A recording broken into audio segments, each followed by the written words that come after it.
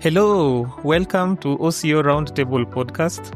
My name is Brian Oywaya, an associate in the dispute resolution team.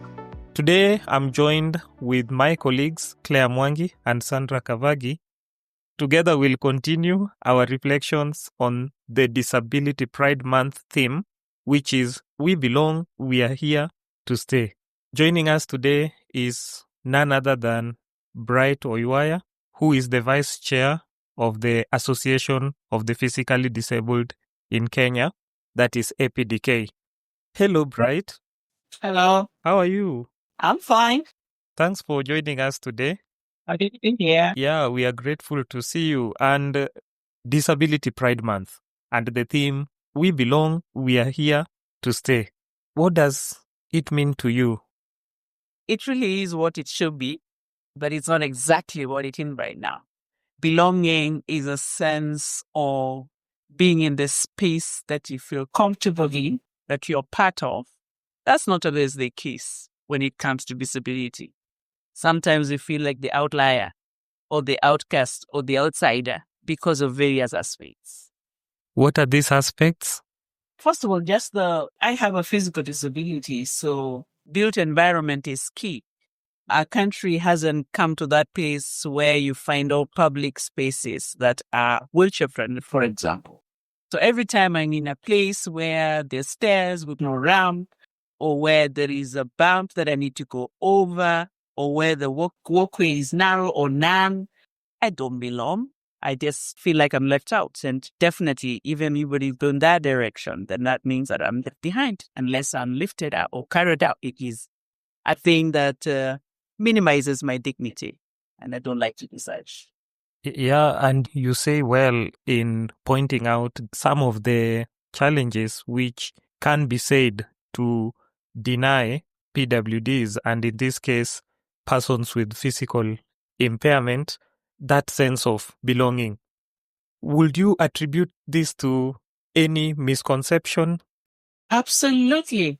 I don't know why accessibility of persons with disability is considered as an afterthought, in that you see right from infrastructure to attitude to the built environment, like I already said. It's like when somebody puts a ramp to a building, they're doing someone a favor. It's a right. It's I pay equal taxes. I need to access. So, yeah. It's interesting what you are saying, that it could be, some of these things, the difficulties PWDs face, maybe as a result of attitude, and there are many other factors. But, Bright, you might be aware that recently the country just ushered in a new legislation for persons with disabilities, which sought to align with the Constitution and Article 54 of the Constitution. But let me hear from you. Even before this act came into force, do you think the Constitution itself was enough to give PWDs that sense of belonging? I personally believe that the Constitution is a good place to begin. And it's just supposed to be a framework from which now legislation can be derived. Where we fall short is coming up with legislation that is comprehensive, and then to make that legislation operational. It's one thing to have the booklet in your shelf. It's another thing to put life to it by having the necessary regulation that causes that legislation to be active. So having that is a good place to begin. At least I don't expect the Constitution to be prescriptive, but I do then expect the accompanying legislation that to be more definitive, and also now the activation of the same. So yeah, the Constitution was a breath of fresh air in my opinion, because there was nothing before, as much as we had the Disability Act before the Constitution. You said the Constitution is a great place to start from, but Bright, you may agree with me that laws are meant to provide an environment to facilitate the conduct of people. Does it mean that PWDs only enjoy their rights or that sense of belonging only where there is law? What happens in the event there is no law? If we did not have this Constitution, would we not be entitled to belong? Of course, we should be entitled to belong, but let's get real here. We are coming from a culture that hasn't accepted disability. And there are many tribes, if you go back many years back, many decades back, any child that was born with disability was gotten rid of. So we are coming from a mindset that disability is less than, disability is not norm, and therefore the law exists so that when the right thing doesn't happen, then there's a sanction. A human being behavior does not happen in a vacuum. Where there is penalty or where there is consequence, where people don't do the right thing, you find that it is easier to manage than when people can do the wrong thing and there's nothing. So what will happen? So the law should just be there to safeguard that the right thing happens. Inherently, we have a right of existence. As a human being, I have a right to exist in the form and shape that I come. But is that the reality? Our cultural biases come in. When disability is looked at as less than, then something has to come to play, then to force the so perceived normal people to create space. On the other hand, we need to demand, because we must also come from a place of knowing who we are and knowing our rights, and therefore demand to exist and coexist. Yeah, and you have been in the advocacy space for persons with disabilities. And this, I tend to believe that you have had an opportunity to look at disability rights based on the instruments providing for those rights, including the Constitution, the United Nations Convention on the Rights of Persons with Disabilities, and indeed the PWD Act, the one that was recently repealed. Why was it necessary to repeal the old act? First and foremost, just to align it with the Constitution. The Disability Act was enacted in 2003. The Constitution comes to play in 2010. And a lot of realities, life changes. Many things are dynamic. And as life changes, the safeguards also, the boundaries shift. So it is important so that in the Constitution, we're not talking of X, while the Act does not provide. We didn't have things like caregivers included, for example, which was a big thing that was lacking, because if a child, for example, has a severe disability and a parent cannot go to work, then there is no any sort of compensation, or I don't know, I forget the word that I wanted to use for that parent. Then it's double tragedy. So the revised act is seemingly coming to terms with the reality that we now we are evolving. Knowledge is flowing in. So we are getting closer to where we needed to be in the first place. So we will always revise laws. Laws are there, they're not permanent. They're there to be revised with new learning, with new discoveries. So it's always welcome. Thank you. And we have had the Constitution for almost 15 years now, and the Constitution that has elevated the rights of disability to give it that constitutional status. What progress have you seen in terms of inclusion of persons with disabilities, at least on the strength of Article 54 of the Constitution? There has been some slight improvement in awareness, and the fact that we talk about disability openly. I have seen the mandate to have persons with disability included, especially in employment spaces and public offices. I have seen a little bit a drop in the ocean as far as that is concerned. So that just begins to tell me there's a bit of sensitization. I have seen for a person with physical disability, a few more ramps, some very unusable ones, but at least somebody's thinking that steps might not be the only way to get up here. I've seen lifts with the braille. I have seen with sound as well, with the voice. So there's been some little progress, which is a good sign. It's a seed before the tree grows. And in the area of education, because one challenge we have had, especially among persons with disabilities, is access to education and quality education for that matter. And you'll realize the new act insists on inclusive education. The repealed act was more focused on special education, or education that was designed to exclude, if I may use that word. Yes. By design, it excluded PWDs.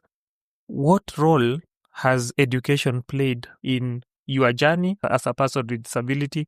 And what advice would you give to educators to create a welcoming and supportive, inclusive education environment? Let me begin by first saying that I'm not a proponent for special education or special skills. Because why is education special? I just learn differently. So the schools must be integrated to accommodate the different ways of learning. They're slow learners. Even in the so-called normal schools, they're slow learners. The way the teacher handles that person is not the same way they handle the A student. So why should I be confined to a different space just because I use a wheelchair? And nothing wrong with my ability to learn. I just may need to learn differently, but yes, I need to learn as well. So education is a game changer. It's an equalizer, really. If I wasn't educated, the quality of my life would be very different, because every time I find that I have to justify my presence in places just by how I look, I'm dismissed before I open my mouth. And the moment I open my mouth, I can see perceptions begin to change, walls begin to come down, conversations begin to become deeper, while just on site, I have very basic conversations like, what's your name? And the tone is usually different. What happened? Until we get to intellectual conversations, then you see the walls dropping. So really, education has been a game changer.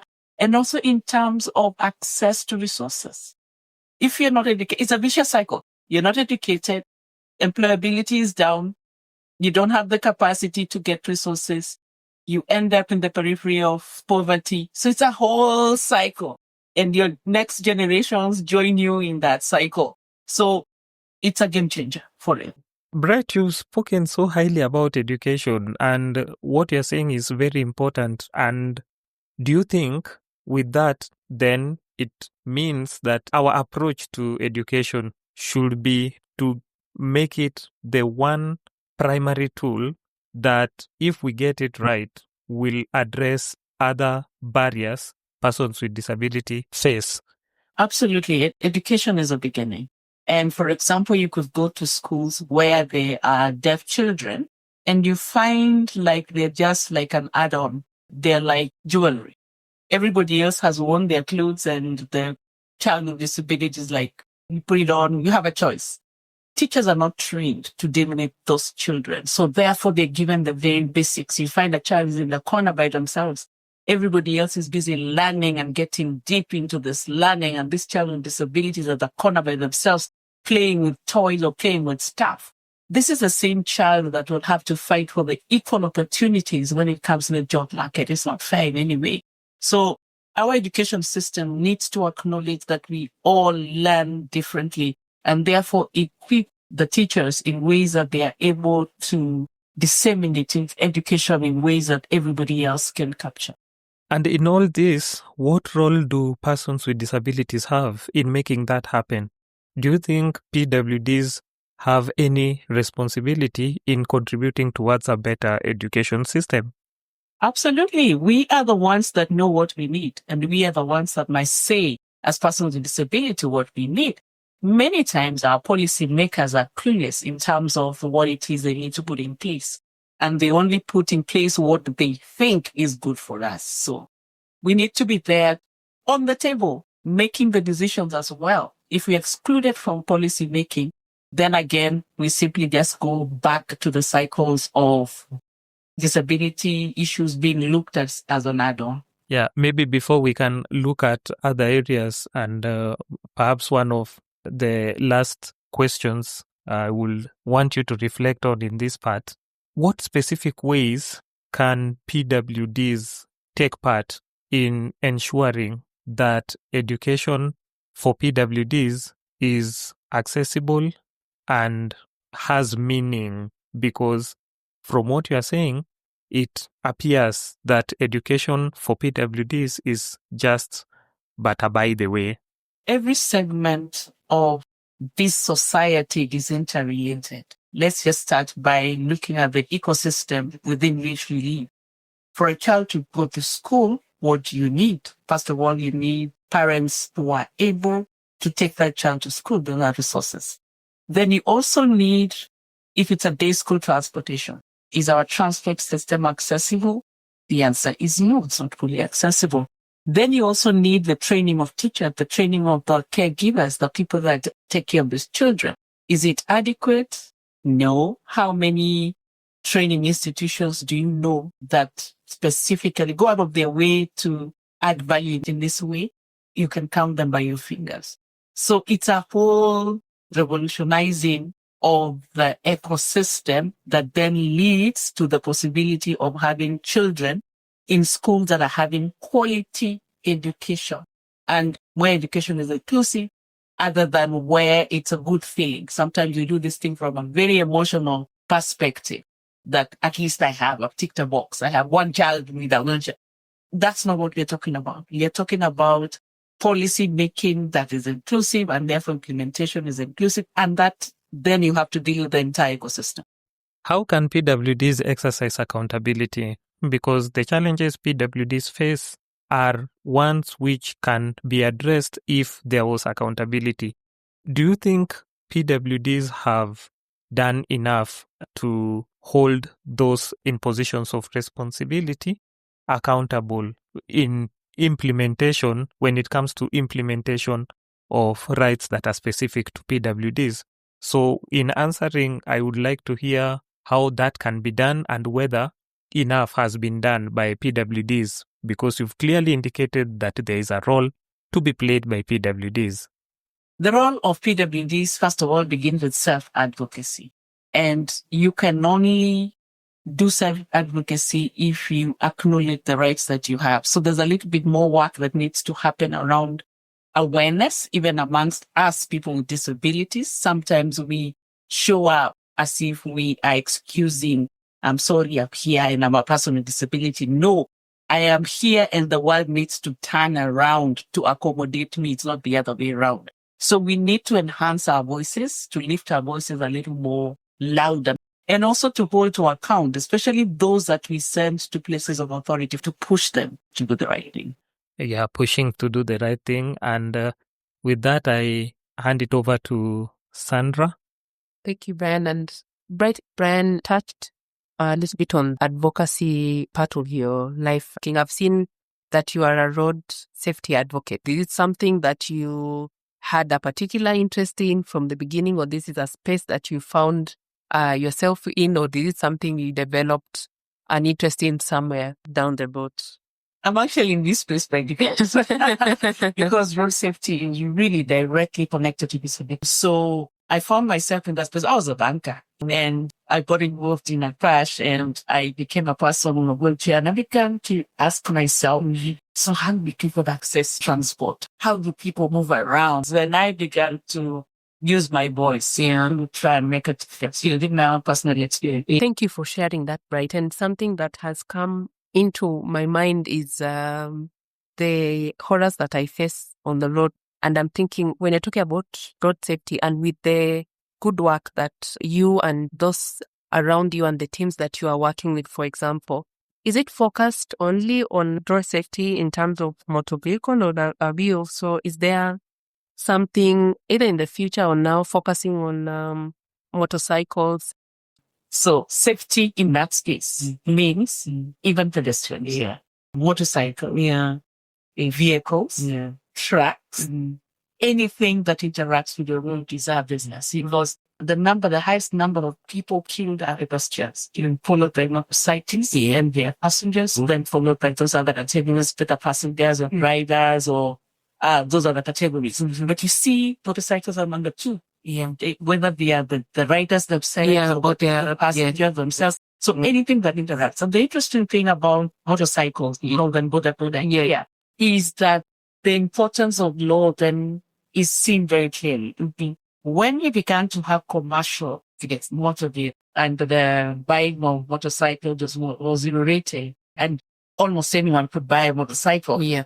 There was no framework in law that supported one. So the law is chasing behavior. And as you and I know, and I am from behavioral science background, behavior does not have in a vacuum. And I say that like many times. Yes, yeah. Because you find people who have been used to doing things a certain way, and all of a sudden you say, wait a minute, from today now, we're going to start this different. It takes a long time to curb that. Yeah. And what's the capacity of enforcement? Enforcement is very low. I would put it at maybe 30% on our roads. And so now here are people who can navigate very narrow road, who can turn around when they see a police. Yes. There is really, the law is now following, and we are beginning to work with frameworks, and we have begun to see that enforcement as we know it may not work. So you have heard in the recent past the government saying that border should be done to a circle. Yeah. And then trying to look at self-regulation, because it is not possible to have a policeman in every corner, in every alley, in every gateway. Yes. And such that the circles, the groupings are held to account when your people are not doing the basics. They're not wearing gear, they're not wearing helmet. Yeah. So we are seeing great progress in that particular in just terms of awareness. And the policy frameworks are now in place. Yeah. We are looking at how then do they get enforced, and it must go beyond the police themselves. And it has to go with also the people that use border. I think it goes back to the first part of the discussion, what you are going through, Brian. The responsibility to also starts with us. Thank you. Claire can now take us to the last part. Bright, I felt spoken to personally when we were talking about the responsibility we play. I actually agree. It's something that can be humanly prevented. So then my question would be, why doesn't it hit home? And in answering this, you're even talking to me personally. Why are we on phones when we are driving? Why are we being two of us in a boda with no helmets? Why are we bumper to bumper every traffic day? Like, when will it hit home that we are endangering ourselves? Why are we not seeing the danger that lies ahead? Why are we overspeeding? Yeah. The simple answer is very simplistic, because we can. Again, I go back to what if we didn't, or what if we did? What's the difference? I'm highlighting enforcement because it's the one differentiator that I have found. And just across the road here, I talk about Kavagi. Enforcement is real. It's real time. The borders know that if I flout this rule, I may be in trouble for a very long time. So here we do this, and because nothing will happen to me. So we're just working in an environment of impunity, and therefore people just learn to do what is wrong and get away with it, because there are no consequences. On the other hand, our environment allows us. Yeah. And when you talk about the statistics, 10 people die in Kenya every day. Would you say our systems are not giving us the data? You remember, like, when COVID happened, Mutahi Kagwe was there every day telling us this number of people. Soon, mask, sanitizing, it became a lifestyle, because we can see the data. It's being told to us all the time. And road accidents are jarring. So could it be that our systems are not giving us the data that would even encourage the change in the environment and the enforcement? Because then with data, we are able to plan, we're able to work around it. People can see what it is that you're working towards avoiding. First of all, I wish I can enroll you and then list you from dropping accident to crashes. I hope. Did I say accident? Yes. My bad. I notice it because I know it's more. Okay. I'm a systems person. I like to see things end to end. There's something called the systems approach. And the systems approach is not just a one-off. Even as we emphasize enforcement, it is also about the infrastructure. It is also about the safety of the vehicle. It is also about the knowledge and awareness of the user. So let's look at COVID, and a good example you gave. It wasn't just about the numbers. We understood the consequence. How many people slept in cells because they weren't wearing a mask?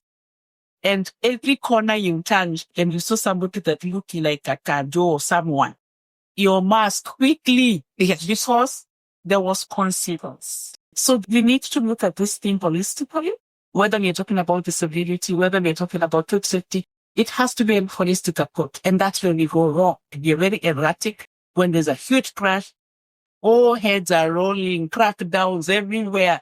It never works. It has not worked anywhere else.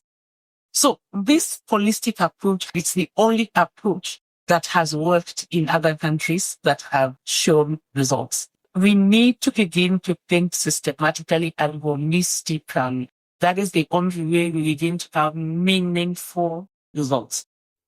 So heavy and deep, like mic drop. I cannot have any other question after that. And you're really giving us things to think about. And I really thank you for coming over here today. It's such a breath of fresh air that you're even giving best practices. That helps us to see that we are actually the problem. Thank you so much, Bright. Thank you for coming. Thank you so much, Bright. Thanks, Claire and Sandra, for this session today. That marks the end of our podcast with our guest, Bright Oywaya. We hope it has been an insightful session where we've learned a lot about this Disability Pride Month theme, which is we belong and we are here to stay. We invite you to tune in and listen to our other episodes. We hope this has been an insightful session and we will meet next time. Until then, bye-bye.